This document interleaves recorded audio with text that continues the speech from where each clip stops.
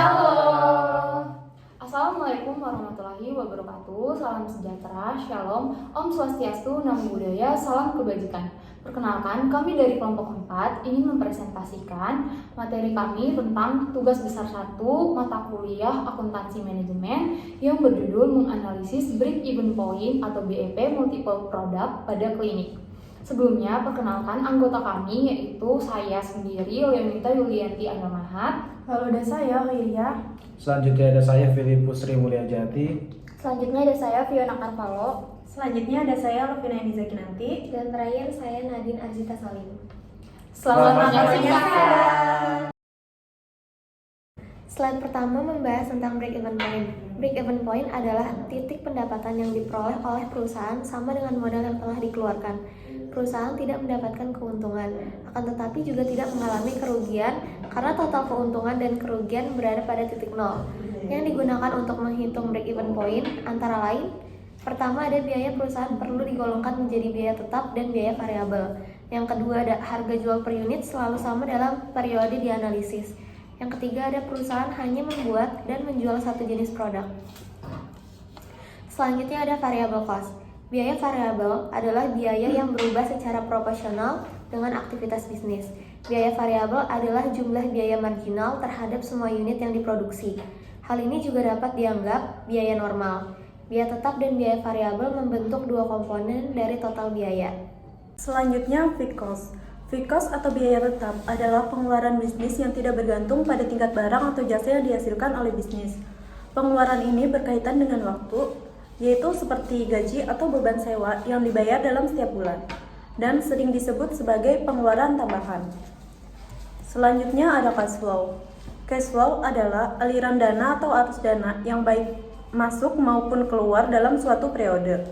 Tujuan dari pengelolaan arus dana ini adalah sebagai berikut. Yang pertama, untuk menjamin tersedianya dana yang cukup pada saat dibutuhkan dan dana yang berlebih dapat digunakan secara efektif. Yang kedua, memberikan informasi yang akurat, tepat waktu, dan tepat guna kepada manajemen untuk digunakan sebagai dasar dalam pengambilan keputusan mengenai pendanaan. Net Present Value atau NPV. Metode NPV dapat dikategorikan sebagai metode discounting di mana net cash flow setiap tahun di masa yang akan datang diskon dengan suatu tingkat bunga tertentu sebesar tingkat bunga dari investasi yang akan diperoleh dikurangi dengan investasi awal. Kriteria keberhasilan suatu investasi dengan menggunakan metode NPV adalah 1. Proyek diterima bila NPV bertanda positif. 2. Proyek tidak diterima bila NPV bertanda negatif. Metode pencarian data time series. Data yang akan diperoleh merupakan data time series atau data berkala, karena data ini merupakan data yang dikumpulkan dari tahun ke tahun. Data yang dikumpulkan dan diolah adalah data dari tahun 2013 sampai tahun 2015. Selanjutnya, data ini digunakan untuk 1. Menentukan tarif kelas pavilion berdasarkan tarif yang berlaku saat ini. 2. Analisis break-even point atau BEP berdasarkan data yang sudah ada. 3. Analisa NPV sebesar 12%. Keempat, analisa kinerja keuangan klinik Al-Jadid sehingga diperoleh keuntungan sesuai dengan yang direncanakan. Data jumlah pasien. Jumlah pasien rawat inap dalam kurung JP di tahun 2014 adalah 912 orang. Dengan rata-rata rawat inap dalam kurung L sama dengan 1,2 hari. Sehingga banyaknya hari perawatan dalam kurung JHP sama dengan JP kali L sama dengan 734,4 hari. Klinik Al-Jadid untuk kelas 1 memiliki 4 tempat tidur, kelas 2 dengan 8 tempat tidur, dan kelas 3 dengan 12 tempat tidur. Data investasi umum. Tabel pertama data investasi umum. Tabel kedua data investasi perlengkapan. Data biaya tetap. Yang pertama gaji karyawan.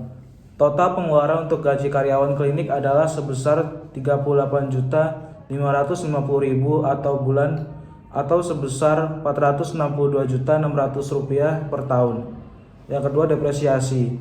Dengan menggunakan metode straight line diperoleh hasil untuk bangunan nilai saat ini 1.850.000.000 dengan asumsi umur 20 tahun dan nilai sisa sama dengan 0.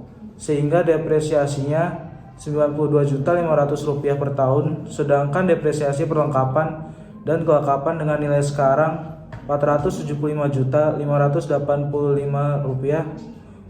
Umur asumsi 5 tahun dengan nilai sisa sama dengan 0. Maka depresiasinya Rp95.117 per tahun, sehingga total depresiasi untuk bangunan dan perlengkapan klinik sebesar Rp187.617. Biaya pemeliharaan. Dalam hal ini, yang dimaksud dengan biaya pemeliharaan adalah biaya beban yang dipergunakan oleh klinik secara menyeluruh, meliputi pemeliharaan gedung, alat-alat medis, alat-alat teknik, dan kantor sehingga mencapai Rp10 juta.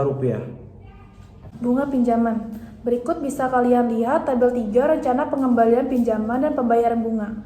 Data investasi umum berikut cara penghitungannya. Total biaya tetap sama dengan gaji karyawan Rp460.260.000 ditambah depresiasi Rp187.617.000 ditambah pemeliharaan, lalu Rp10 juta ditambah bunga pinjaman Rp34.200.000 sama dengan Rp692.077.000. Data investasi umum, tabel 4, total biaya berubah variable cost. Bisa kalian lihat sendiri biaya dan nilai persenannya. Jumlah tempat tidur yang tersedia di Klinik Kesehatan Al-Jadid dapat dihitung sebagai berikut. JTS sama dengan 365 dikali JTT sama dengan 365 dikali 48 sama dengan 17.520 tempat tidur. Hal ini berarti pemakaian maksimal tempat tidur selama setahun sebesar 17.520. Tetapi karena pemakaian tempat tidur klinik hanya 49%, maka jumlah tempat tidur yang ditempati selama 1 tahun adalah 8.585 tempat tidur. Penghitungan BEP sama dengan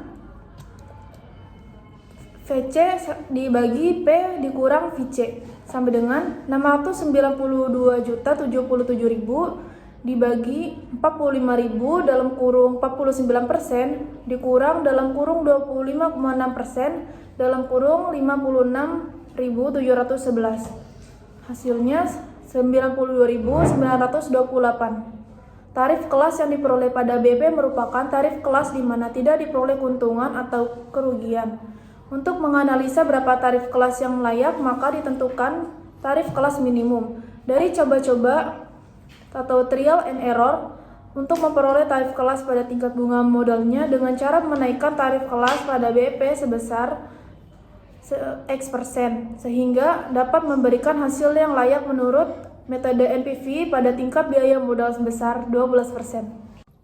Berikutnya bisa kita lihat tabel 5 tarif kelas pada X sama dengan 250%, Rp92.928. Dari tabel tersebut diperoleh total NPV sama dengan Rp5.674.707. Berikut ini adalah penjelasan dari tabel tersebut. Analisa kinerja keuangan. Klinik Al-Jadid memiliki 3 kelas, yaitu yang pertama kelas 1 terdiri dari 8 kamar dengan 8 tempat tidur, 1 kamar 1 pasien. Yang kedua kelas 2 terdiri dari 8 kamar dengan 16 kamar tidur, 1 kamar 2 pasien. Yang ketiga kelas ketiga terdiri dari 8 kamar dengan 24 tempat tidur, 1 kamar 3 pasien. Adapun tarif yang sedang berlaku saat ini adalah untuk kelas 1 Rp125.000, untuk kelas 2 Rp65.000 dan untuk kelas 3 Rp45.000. Dengan mengetahui biaya tetap dan biaya berubah serta tarif yang berlaku, maka BEP diketahui sebesar Rp39.919. Kemudian dengan cara coba-coba trial and error pada suatu cash flow dengan metode NPV sebesar lebih besar dari 0, maka besarnya adalah Rp92.928. Tarif NPV tersebut melebihi dari tarif kelas 3 atau tarif terendah yang disebabkan adanya biaya pengembalian modal dengan jangka waktu 5 tahun. Khusus klinik kelas 1 memberikan subsidi silang untuk kelas 3 Jumlah subsidi yang dikeluarkan sebesar Rp10.000 dengan rincian sebagai berikut. Tarif BEP sama dengan Rp36.919 ditambah subsidi Rp36.919 ditambah Rp10.000 sama dengan Rp46.919. Dari tarif BEP di atas hampir sama dengan tarif kelas 3 yang berlaku, yaitu sebesar Rp45.000.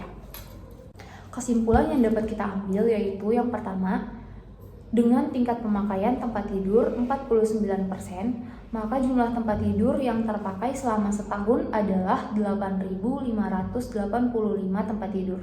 Yang kedua, tarif kelas pada BEP yaitu dengan memasukkan tarif yang berlaku, fixed cost dan variable cost adalah sebesar Rp36.919. Yang ketiga, tarif kelas yang ditentukan dengan metode NPV dengan tingkat bunga 12% adalah sebesar Rp92.298. Sekian presentasi dari kelompok kami. Semoga materi yang kami sampaikan dapat bermanfaat. Kurang lebih mohon maaf.